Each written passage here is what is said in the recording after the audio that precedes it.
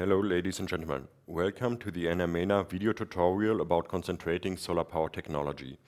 This session is about the yield analysis of especially parabolic trough solar thermal power plants. My name is Markus Eck and I'm with DLR for more than 15 years. My main focus is on the investigation and development of line focusing systems with innovative heat transfer fluids. This presentation is subdivided in 4 main sections. In the introduction, the motivation and the main background for the yield analysis is explained. The section Yield Analysis itself describes the assumptions, modeling approaches for the main subsystems of a CSP plant, the collectors, the storage system, the power block, and the operation strategy. Within an example, the presented methodology for yield analysis is used to compare and assess 2 different sites. The presentation will be finalized by some main conclusions. First of all, we want to discuss the question, what is a yield analysis? The yield analysis is the calculation or prediction of the yearly electricity production of a solar thermal power plant. Thus, it has to cover at least 1 year of operation and it has to consider hourly values, mainly of the direct normal irradiation. It has to consider the site of the project, the chosen CSP technology, and the operation strategy used for the plant. The result of the yield analysis is used to compare or assess different technologies, to compare or assess different sites, or to assess the commercial viability of a specific project. A yield analysis is required during the whole process of the project development. Usually, the project development starts with a macroeconomic study where the viability of a whole region is analyzed. Afterwards, within a pre-feasibility studies, several sites are usually compared and assessed among each other. And finally, if you have decided to choose one specific site, one specific feasibility study is performed to assess a given project at a given site. During the project development, you assess different technology options, and finally, during the project finance, due diligence studies are performed to assess the viability of a specific project. During the commissioning, you perform the performance of an as-built plant. The presentation covers the main steps of the project development, which covers the macroeconomic studies, the pre-feasibility studies, and the feasibility studies. For the other project steps like project financing and commissioning, more detailed models are used that are owned by the EPC contractors. The CSP technologies are mainly subdivided in 2 main categories. First of all, you have the line focusing systems, such as parabolic troughs or linear Fresnel collectors. In these systems, the direct normal irradiance is focused on the receiver, which is in the focal line of the concentrating systems. In these systems, you can reach temperatures up to 550 degrees C, and these systems are usually connected to steam turbines. The other category are the point focusing systems, such as solar towers or dish Stirling systems, where the direct normal irradiance is focused on a central receiver system. In these systems, you can reach much higher temperatures up to 1000 degrees C, and you can use other heat engines such as gas turbines or motors.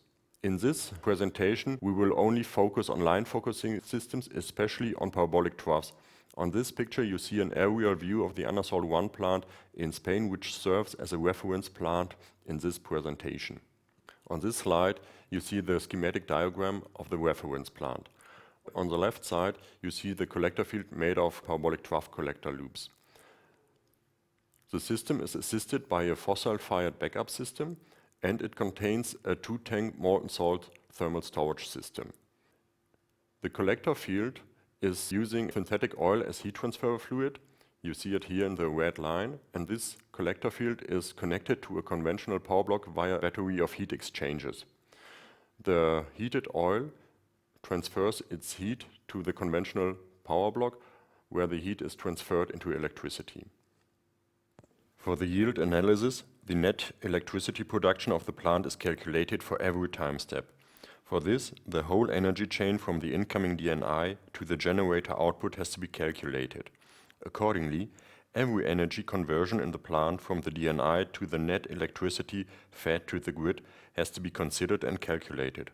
And thus, all relevant subsystems and components where energy conversion occurs have to be considered. The calculation of the mentioned energy conversion steps requires the mathematical model for all relevant subsystems. In the first step, the useful DNI has to be determined.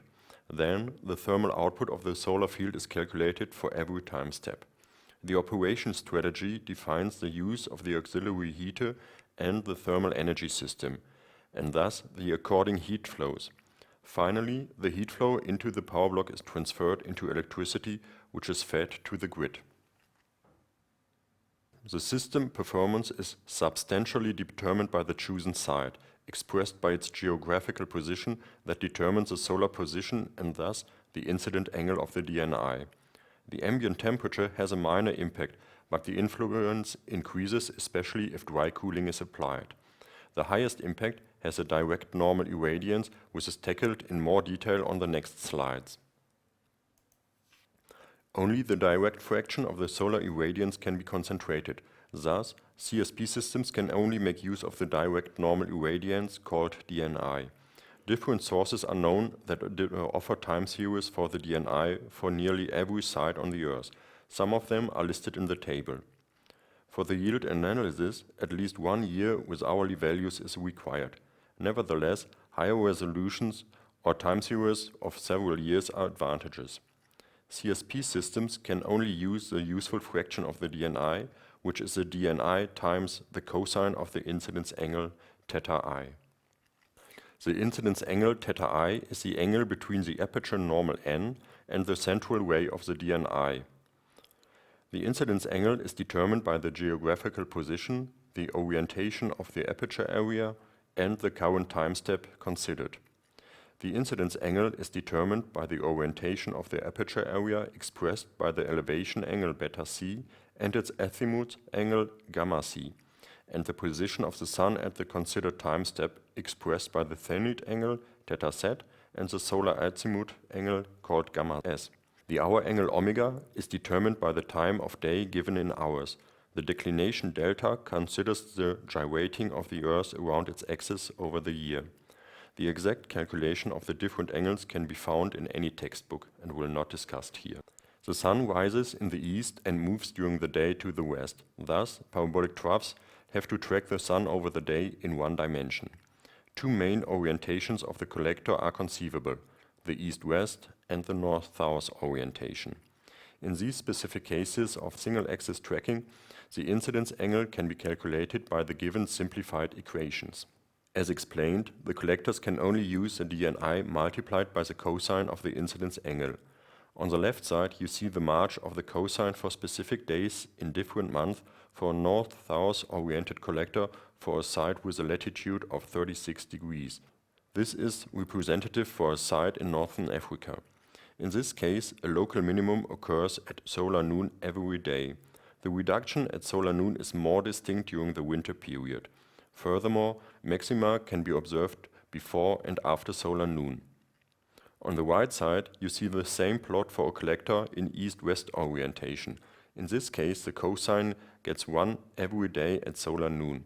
That means that the Sun is perpendicular above the aperture area of the collector. For all relevant sites for CSP systems, north-south displays a higher yield over the year compared to east-west oriented collector fields. Accordingly, north-south orientation is used for all commercial applications so far. East-west orientation is only used for test collectors to have a perpendicular irradiation once a day. After calculating the useful fraction of the DNI, we have to calculate the thermal power of the solar field called QSF. Q solar in the shown equation is the power absorbed by the receiver, not by the HTF. It is obvious that Q solar is proportional to the DNI at the given time step. It is also proportional to the cosine of the incidence angle cosine theta I and the aperture area. It has to be pointed out that in this case the effective aperture area has to be used, may it be the net or the gross aperture area of the collector. But it has to be guaranteed that the same area is used for the definition and determination of the optical efficiency of the collector. The absorbed energy is proportional to the optical efficiency, which is one of the most important collector characteristics. Furthermore, the absorbed energy is proportional to the incidence angle modifier, or IAM. The IAM considers all angular dependent losses of the collector. Finally, the absorbed energy is proportional to the geometrical losses of the receiver, such as shading losses, end losses, and reduced reflectivity. The effective useful energy absorbed by the HDF, QF, is Q solar minus the thermal losses of the collector. As mentioned before, the optical efficiency is a major characteristic of the collector. It considers all optical losses of a clean collector at perpendicular irradiation, such as absorption of the mirrors, quality of the mirrors, imperfect transmission through the glass envelope, and the reflection at the absorber tube. The incidence angle modifier considers all angular dependent losses of the collector. It is mainly caused by the divergence of the solar rays. The divergence of the rays occur since the sun is not a point source. The rays have an divergence angle of roughly 16 angle minutes. Due to this divergence, the reflected image of a vertical sunbeam at the center of the collector appears as a perfect circle. This is case 1. The reflected image of a vertical sunbeam on the edge of the mirror has already the shape of an ellipse, case 2. Accordingly, a fraction of irradiation might be lost. This effect is even amplified if the sunbeam does not impinge normally to the collector, which means the incidence angle is less than 90 degrees, which occurs most times of the day. This is case 3. On this slide, you see the incidence angle modifier as a function of the incidence angle. The IAM in the used energy balance does not consider the cosine losses. As shown, it decreases substantially with increasing incidence angle. The incidence angle modifier gets 0 at approx 80 degrees due to total reflection at the glass surface of the reflector or the glass envelope of the receiver. Shading is caused by adjacent collector rows at low tracking angles. These occur for north-south oriented collectors in the morning or the evening. The shading losses are determined by the aperture width of the collector, by the number of parallel rows in total, by the distance between two adjacent rows, and the tracking angle rho. The plot shows the shading losses for two different row distances. As already mentioned, the losses occur only at higher angles. At incidence angle unequal to 90 degrees, a fraction of the DNI reflected by the concentrator do not hit the receiver. These losses are determined by the incidence angle and the collector length. In special cases, fraction of the rays that miss a receiver are absorbed by the receiver of the next collector. In most cases, these gains are a minor effect and can be neglected. Typical sites for CSP systems are very dusty. Accordingly, dust settles on the reflecting surfaces and are reducing the reflectivity over the time. Thus, frequent mirror cleaning is required for nearly all sites for CSP systems. The reduced reflectivity is considered by cleanliness efficiency usually in the range of 96%. On the right side, you see a picture of a usual cleaning machine for parabolic trough collectors. The cleaning procedure takes place nearly every 5 to 7 days depending on the specification of the site. Now we are calculating the thermal losses of the receiver. Several thermal loss mechanisms occur at the receiver. We have convective losses from the glass envelope to the ambient. Radiative losses occur again from the glass envelope to the ambient and also from the steel pipe to the glass envelope. Furthermore, we have diffusive losses from the steel pipe to the glass envelope. The losses can be described and calculated by standard heat transfer correlations. Nevertheless, the parameterization of these correlations is very difficult and thus faulty. Therefore, this approach leads to equations with uncertain parameters. As explained, all the required formulas are available, but usually this approach leads to equations with uncertain parameters and thus to faulty results. To overcome this problem, most suppliers have determined the thermal losses of their receivers in lab scale or outdoor testings. And then the measured thermal losses as a function of the temperature are fitted by fourth order polynomial heat loss correlations as shown on this graph. The parameters A0 to A4 empiric parameters determined in these lab scale tests. Finally, the total heat losses are the result of the equation Q loss total is a function of the specific losses of one receiver times the length of the collector loop. On this slide, you see the typical heat loss characteristic of a parabolic trough receiver. The heat losses increase above average with the increasing temperature. Average temperatures of state-of-the-art collector fields are in the range of 350 degrees C. This is due to the inlet temperature of the collector field of roughly 290 degrees C and the outlet temperature of 390 degrees C. At this average temperature of 350 degrees C, we have a specific heat loss of roughly 250 watt per meter for state-of-the-art receiver tubes. The thermal gain of the receiver is the optical gain expressed by the optical efficiency minus the thermal losses. The total gain is described by the collector efficiency, which is a product of the optical and the thermal efficiency. Since the losses are only a function of the operation temperature, the efficiency at a constant operation temperature decreases with a decreasing DNI. This effect is shown on this slide. Here we see the collector efficiency as a function of temperature difference between the heat transfer fluid and the ambient temperature, with the DNI as a parameter. For example, at a mean temperature of 350 degrees C, we have a collector efficiency of more than 60% if the DNI has a value of roughly 1000 watt per square meter. If the DNI is decreased to 200 watt per square meter, the efficiency drops down to below 30%. Some collector manufacturers have developed empirical correlations for the total collector efficiency by lab scale tests or outdoor tests. On this slide you see one correlation that was determined for the LS2 collector. It has to be mentioned that these correlations are only valid for the exact combination of the collector and the receiver tubes used. If a different receiver tube is used, the whole experimental procedure has to be repeated. The heat gain of a whole collector field is determined by the thermal energy of a single collector multiplied by the number of all collectors used in the field. Single collector loops are connected by header pipes that cause additional thermal losses that have to be considered too. The availability factor considers collectors out of operation. Usually the availability of a solar collector field is higher than 98%.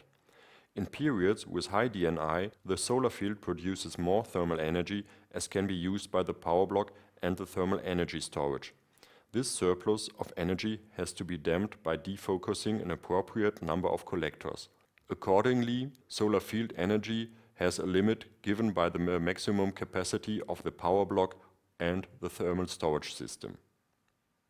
In solar thermal power plants, storage systems are used to bridge cloudy periods or to shift production to periods with lower or no irradiation, such as nighttime periods. At the moment, most systems utilize a 2-tank molten salt thermal storage system. In this case, the state of charge is equivalent to the salt mass in the hot tanks. Due to thermal losses in the salt tanks, not the complete energy fed to the storage can be used later on. A specific fraction expressed by the charging or discharging efficiency is lost. The discharging or charging efficiency is usually higher than 95%.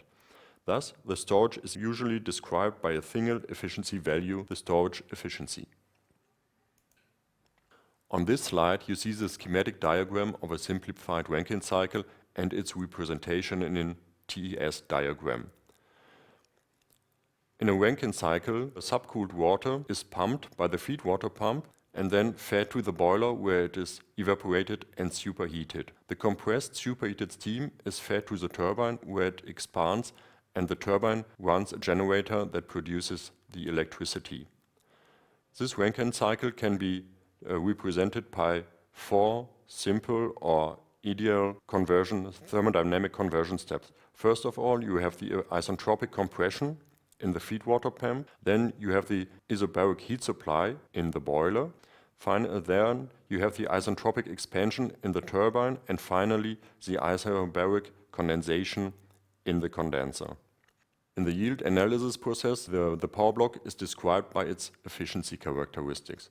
We have mainly 3 different efficiency The first one is the thermal efficiency, which describes the conversion from the thermal input from the solar field into mechanical work of the steam turbine.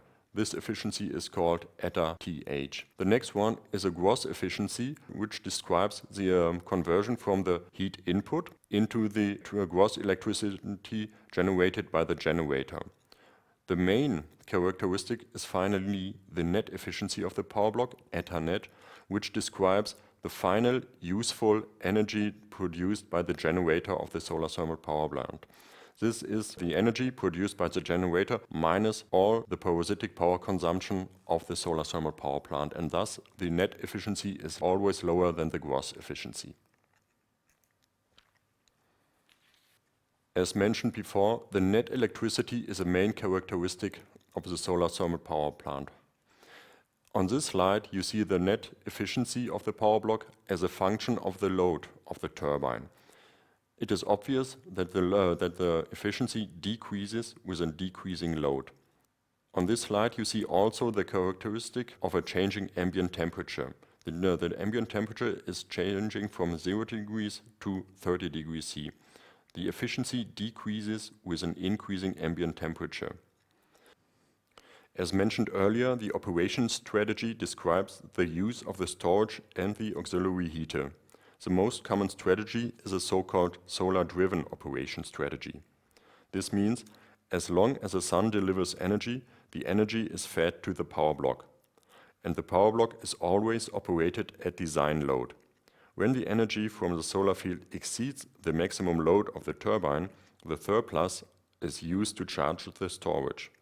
If the power block is operated at full load and the storage is already full or the maximum limit of the charging capacity is reached, the surplus of the solar energy is dumped by defocusing an appropriate number of collectors. When the energy from the solar field is lower than the energy demand of the power block, energy from the storage is used to operate the power block at design load until the storage is empty. Another operation strategy is a 24-hour operation of the power block. In this case, during sunshine hours, the strategy is the same as for the solar-driven mode. But after sunset, the state of charge of the storage is checked. Then, the energy in the storage is used to run the power block at a reduced capacity until the sunrise of the next morning. The advantage of this operation strategy is that no startup and shutdown occurs for the power block. Another conceivable operation strategy is a so-called demand-driven operation strategy. In this case, the load of the power block follows the demand profile of the grid. In case of the yield analysis, this operation strategy is usually very complex to implement and is usually not used in typical yield analysis studies. Now we are coming to the example of this lecture. The aim of this example is a determination and comparison of the electricity yield of an Andasol-like reference power plant in Seville, Spain, and in Bejar, which is in Algeria. You see the sites here on the map. The aim, as I said, of this exercise is to investigate the performance of a given power plant system at two different sites and assess the differences. In the table, you see the main characteristics of the sites. That means we have a quite similar longitude and a different latitude.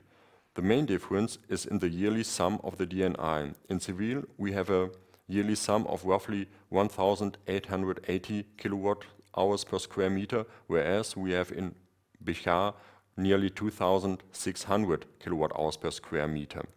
The average annual temperature is very similar. It is 18 degrees in Seville and 20 degrees C in Bejar. On this slide, you see a plot of the DNI over the whole year for Seville as well as for Bejar. The main difference is that we have a very distinct profile in Seville over the seasons. That means the average value in the winter period is much lower as in the summer period. We have nearly a drop down to 50% in the winter months compared to summer months, whereas in Bejar this march is much more homogeneous. And furthermore, we have much more fluctuations over the days and over the month in Seville. the profile in Bechar is much more constant. On this slide, you see the cumulated DNI for the two sides. On the first glance, you see that the maximum value is in both cases nearly the same. It is always in the range of 1000 watt per square meter for the DNI. Furthermore, you see that the total number of sunshine hours is not very different. That means we have only a few more sunshine hours in Bechar. The main difference is that we have much more hours in Bechar at higher DNI levels. For example, if you consider a DNI value of 800 watt per square meter, we see that in Seville we have only 500 hours with DNI values higher than 800 watt per square meters. Whereas in Bechar we have already more than 1,500 hours with the DNI values higher than 800 watts per square meter. Solar thermal power plants are usually not assessed by their technical efficiency, but by their levelized costs of electricity. The LEC in euro or dollar per kilowatt hours is the ratio of the annual financial expenses for the operation and financing of the plant in euro or dollar per year to the yearly net electricity production in kilowatt hours per year. On this slide you see a simplified model that considers the investment costs, the O&M costs, the insurance costs, and costs for fossil fuels. The financial parameters are the depreciation rate and the discount rate. More complex models are used in real project development processes, but nevertheless, this model is sufficient for site or technology comparison. It is not sufficient for a real LEC calculation. In this table, you see the financial parameters used for this assessment.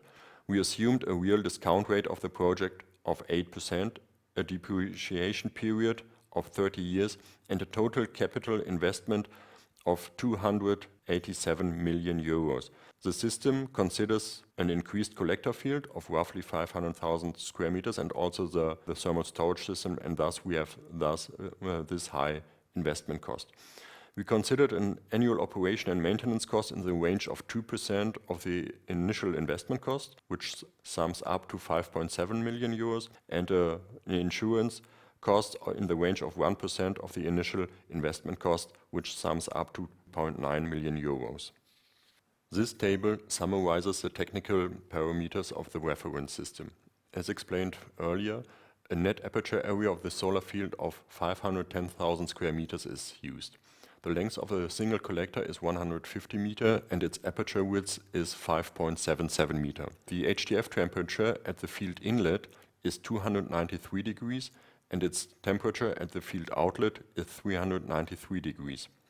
We assumed a factor for solar field parasitics in the range of 0.01 kilowatt electric per square meter during online parasitics and a factor for power block parasitics in the range of 0.03 kilowatt electric per kilowatt electric gross. The heat loss factor for the piping is assumed to be 15 watt per square meter aperture area. The design gross electrical output of the power block is 50 megawatt.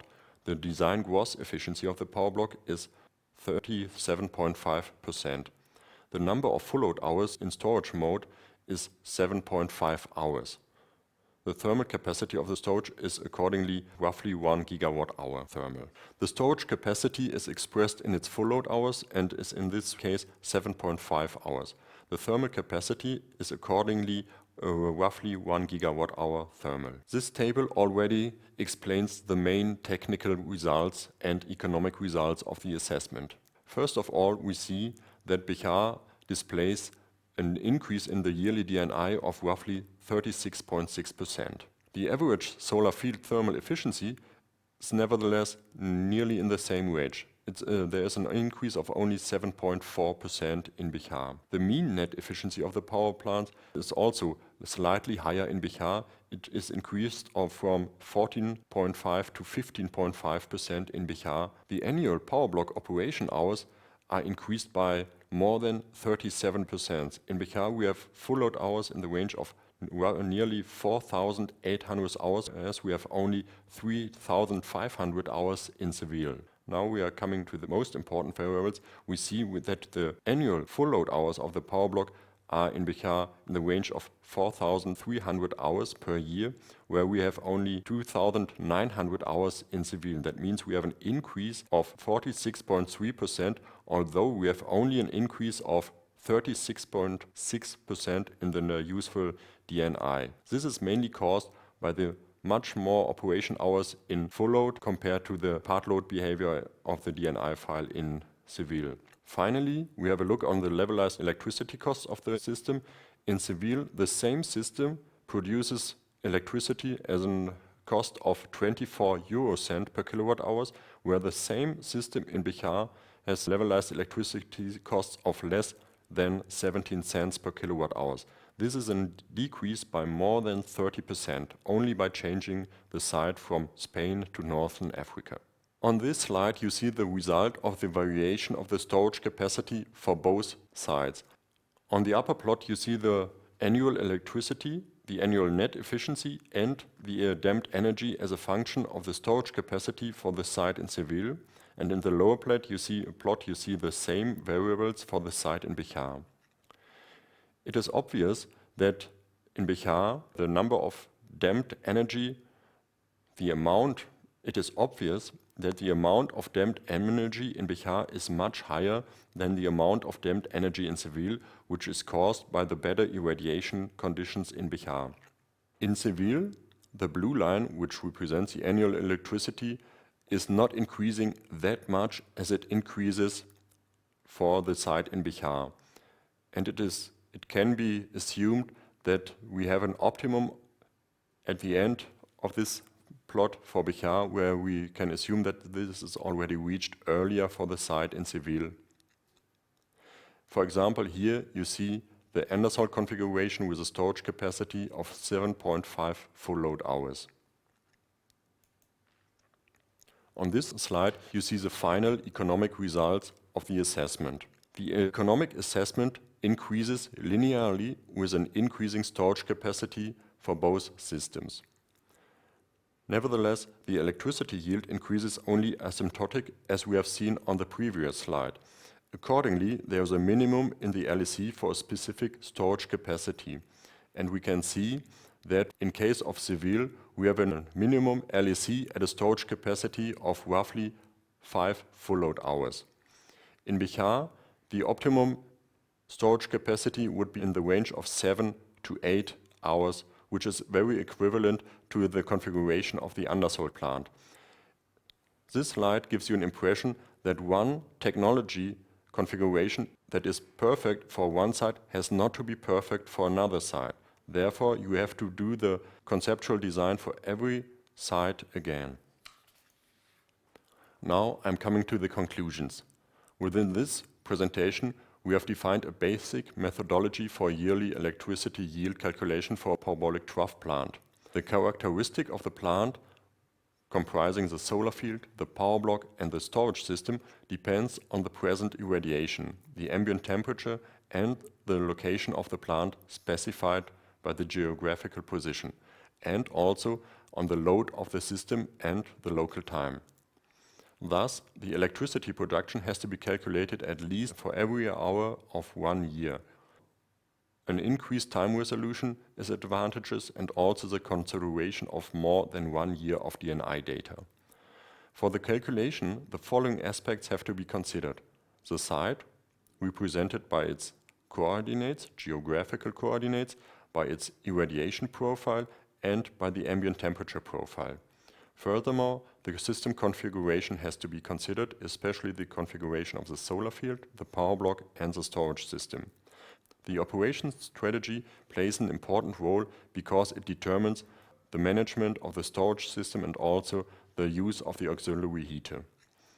The yield analysis serves to compare or assess different technologies and to compare or assess different sites, as we have done it here in the example, or it assesses the commercial viability of a specific project. This is the end of my presentation, and at this point, I want to thank our sponsor, which is the Federal Fraud Office of Germany, which has sponsored the INAMENA project. Thank you very much.